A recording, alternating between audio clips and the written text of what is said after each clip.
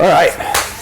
What's going on, guys? It's Coach Bronson here with Dr. Ken Berry. You guys know who he is. We are in Costa Rica right now filming for... Oh, wait. Come in and say hi, Maria. Come in and say hi. Real quick. Filming for Reverse Season 3, the Carnivore season. And you all know this lady too. Maria's here. I just figured I'd sit down with Dr. Berry, and if you want to join us. Oh, no, I don't have to. Okay. And talk about one of the things that I think people need to understand is how big is keto, where's it going, what's it all about. There's a lot of stuff that's going on in a lot of different avenues. We could talk politics, economics, all sorts of things. So just, if you could just give us, like, from your insight, where do you think things are going? Whether it's, we could go, like I said, finances, is meat going to get more expensive? Oh, well, are we going to be eating bugs? It's all important. Let's talk about all of it. So first of all, so many people, when keto got big, thought it was just the latest fad diets. Oh, that's keto, blah, blah, blah. And a lot of people jumped on the keto train, not only to try to lose some weight, but also to sell a product, right? A keto shake, a keto bar, keto pie, keto cookie, right? Because anything that's hot, you can make money on it, which is true. It's human nature, we can't help it. But what people don't realize, and I made a video recently titled, "Why Won't Keto Die Already?" And here's why.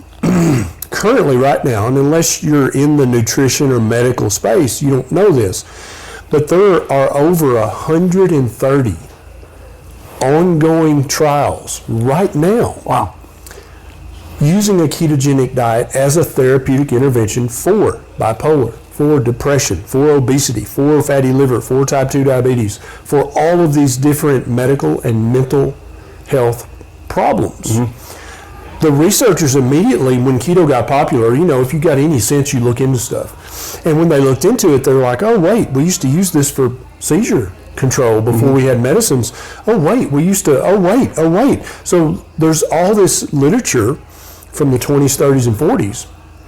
But what happened right after that was that the pharmaceutical industry blew up and got super popular. And so it became very sexy for a doctor to not talk about diet, but to prescribe the latest and greatest sexy pill. And so all of the nutrition research just kind of died because all the research money was going for the latest pill, the latest injection, the latest infusion. But we've obviously reached the kind of peak pharmacy now. Like, how many $1,400 a month pills can you afford? Can you take? There's just not a market for it. Saturation. And so people are starting to look back at the old literature and say, well, gosh, if a ketogenic diet can completely put a severe seizure disorder in remission and keep it there, what would it do for bipolar? What would it do for ADHD? What would it do for depression, right? Also, what would it do for other neurological conditions? And so there's hundreds of research studies going on as we speak, but nobody talks about it. I have no idea. You don't talk about research studies until you got the data, which might be a year from now or 10 years from now. But that's why keto's not dying. That's why keto's still around, and that's why keto's very popular, is that more and more researchers are like, oh my God, this is the way. This is it. And then you have people like Dr. Palmer coming out with brain energy and just all this different stuff. Exactly. And in the keto community, we've known about how it improves mental health for years. But now Chris Palmer, psychiatrist, they're actually putting it to the test and say, hey, let's do a 2-year study on this. Let's do a 5-year study. Let's do a 12-month study. And so there's all this research going on. And so carnivore is so if you think if this is keto, carnivore's in that circle, but it's just a smaller circle, right? It's a subset of keto. It's lower carb even than keto. Can I just say something? And it removes, go ahead, I think that smaller circle works because the keto circle is getting too big. I totally agree. Adding these fake breaking foods in the circle that my keto circle was this big. And now that circle of keto is growing. When you've got keto? When Duncan Hines and Slim Fast have keto things, you know that. And so keto as a concept is not going to go away. It will never go away again because we all now have this thing called the internet that we can just look stuff up and go, oh wow, you can actually, it helps OCD, it actually helps acne, oh it helps PCOS. Oh well, then I'll try it, right? But keto as a marketing term will go away. That'll peak and that'll go away, and they'll stop that. They'll look for the next big thing. But keto as a therapeutic intervention to improve the health, both physical and mental, of humans, that's never going to go away.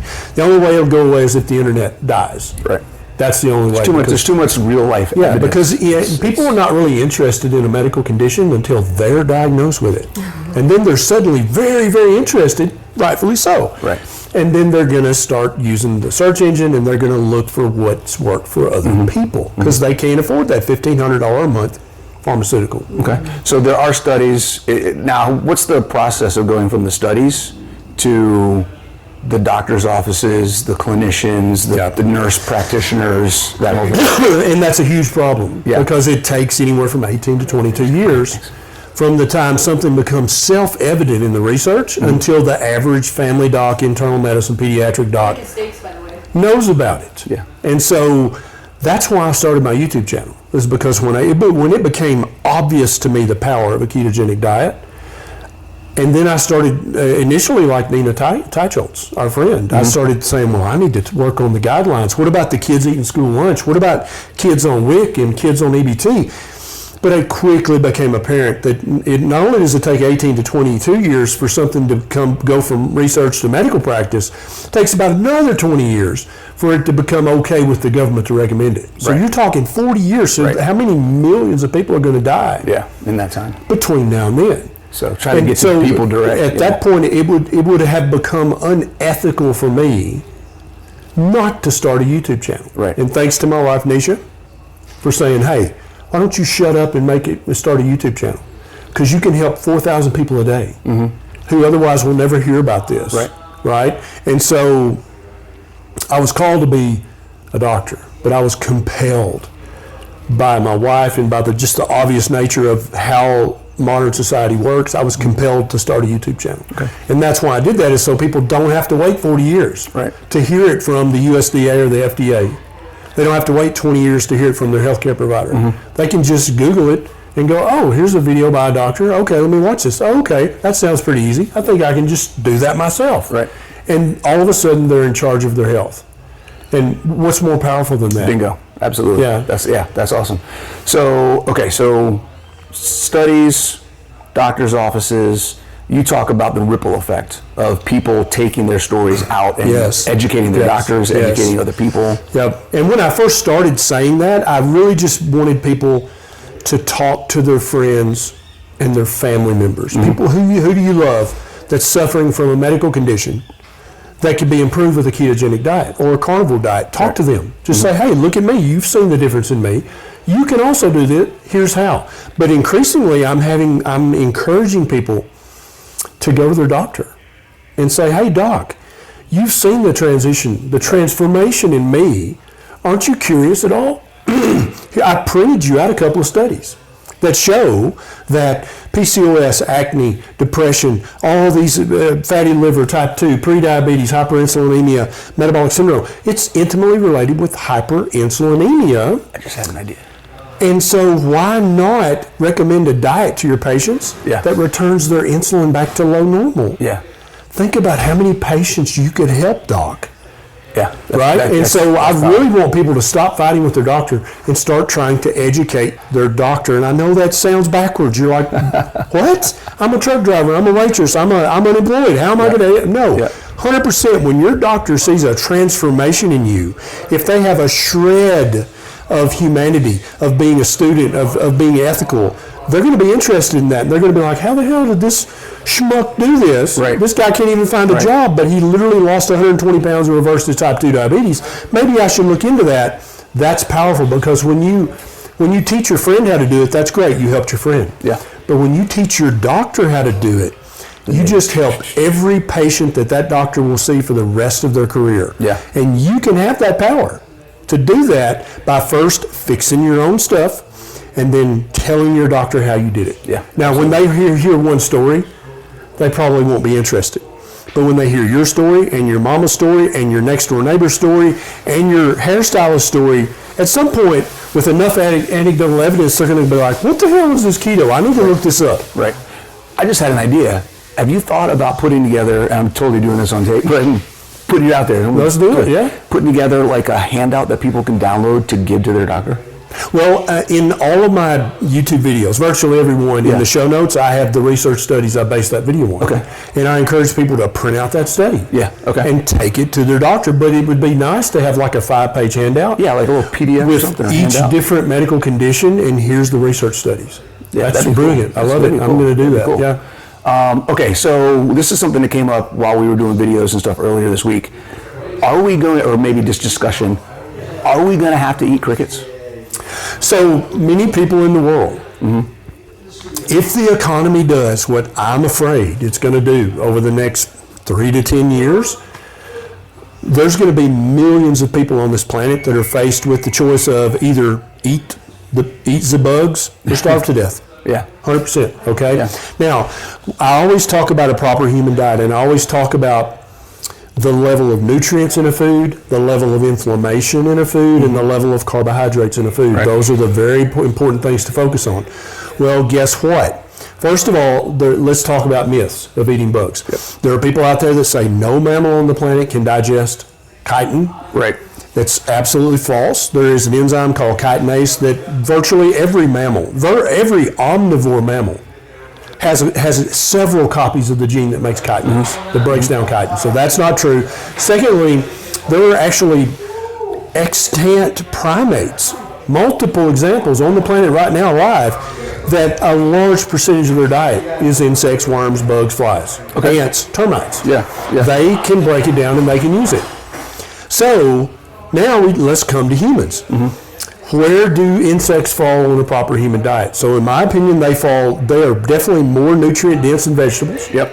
They are less inflammatory, if properly prepared, than most vegetables. They are not as good as meat and eggs.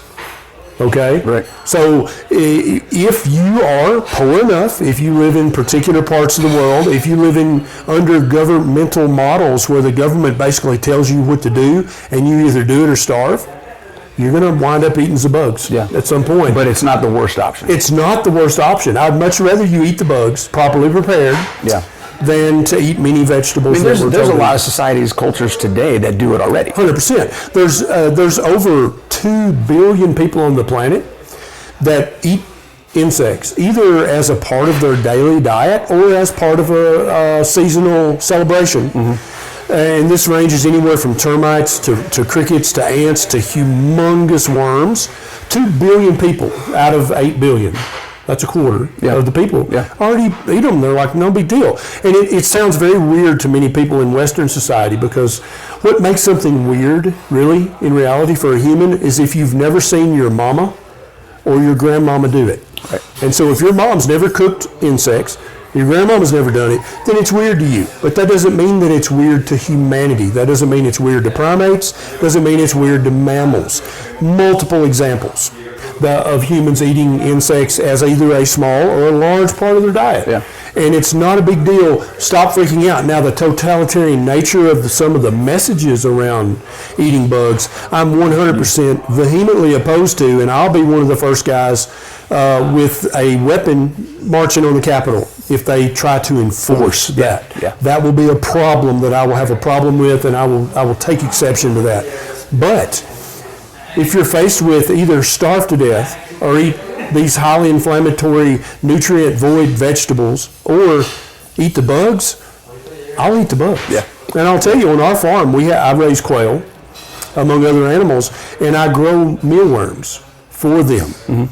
If the shit hit the fan and the truck stopped running, after me and Misha and Beckett and Bonnie, the people I love most in the world, after we ate all the sheep, we would eat all the chickens. And after we ate all the chickens, we would eat all the quail. And after we ate all the quail, we would roast and salt, and we would eat the mealworms 100% before I let my family starve to death. Right. But that would be the hierarchy of how we would do that. And then when the mealworms were gone, we'd start foraging for plants. Do you think this is random off-the-wall question, do you think there's going to be opportunities or businesses that start up saying, hey, grow your own bugs, here's a way you can buy bugs, like things like that? And I like to layer things on our property, on our farm.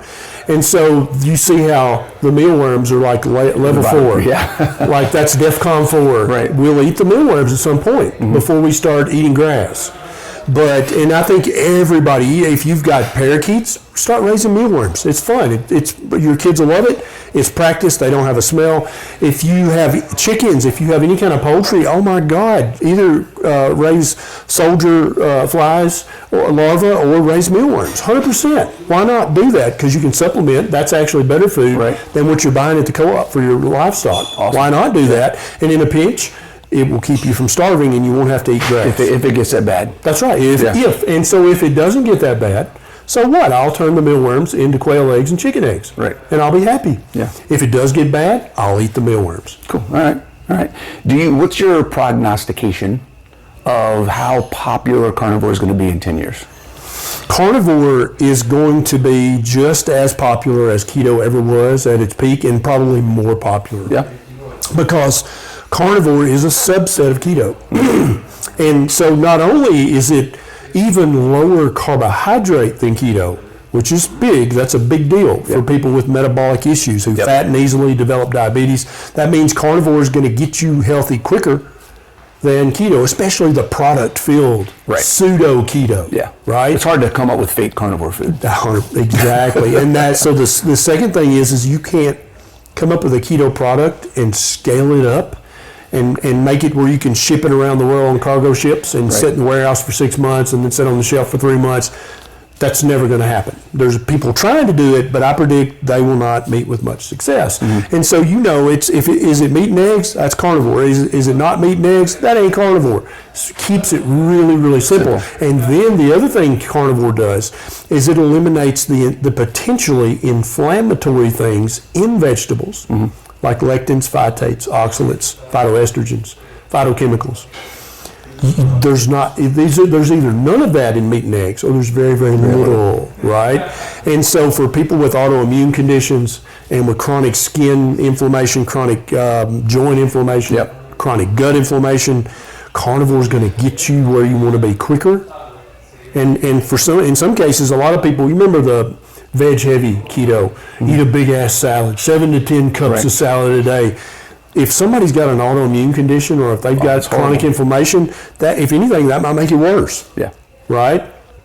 And so I predict carnivore is going to become a humongous behemoth that will really be even more unstoppable than keto, and keto is pretty damn unstoppable. Yeah. And I'm still a huge advocate for a real, properly formulated, whole food ketogenic diet. I'm a big proponent of that for many people still. But for some of us who fatten easy, develop metabolic disease easily, or have severe autoimmunity, or have mental health issues, you probably ought to tighten up your keto down to that little carnivore circle. Yeah, and if you don't at least try it, a lot of people are just afraid. If you don't at least try it, you'll never know. Exactly. That's the biggest thing. Give it 90 days. Many people out there don't know. They love keto, but they don't get it that carnivore is just it's keto. Right. It's just a tighter keto circle, but it is also keto. It's a tighter box. Yes. Yeah, absolutely. So we're at the filming. We're in Costa Rica for a week. What is it about this project that's got you excited? Well, the thing that excites me most about it is that it has the potential to reach millions of people. And my YouTube channel does pretty well. But there's just something about something being on the television screen that people magically go, oh, right? And they can watch 20 YouTube videos about something, and they might try it, they might not. But if it's on TV, oh my God, that makes it documentary magical. Label, that makes it magical, right? Yeah. And so I'm hoping that this can get picked up by a few of the bigger networks and get out there to an audience who's maybe even never heard of keto, and just say, hey, you don't have to be chronically sick the rest of your life. Yeah. There's an answer. Yeah. There's an answer, and it does not include $3,000 a month of pharmaceuticals. Yeah, and the first couple episodes are gonna air on your YouTube, yeah, we're gonna run them on my YouTube channel just to help spread the word, and eventually, hopefully, there'll be a big network that picks it up. Yeah, because that's gonna get some views, and they say, hey, look, there's an audience for this. Absolutely. Awesome. Yeah. Well, thank you very much for being on. It's always a pleasure, my friend. Absolutely. Always a pleasure. Thanks a lot. Appreciate it. All right. See you guys.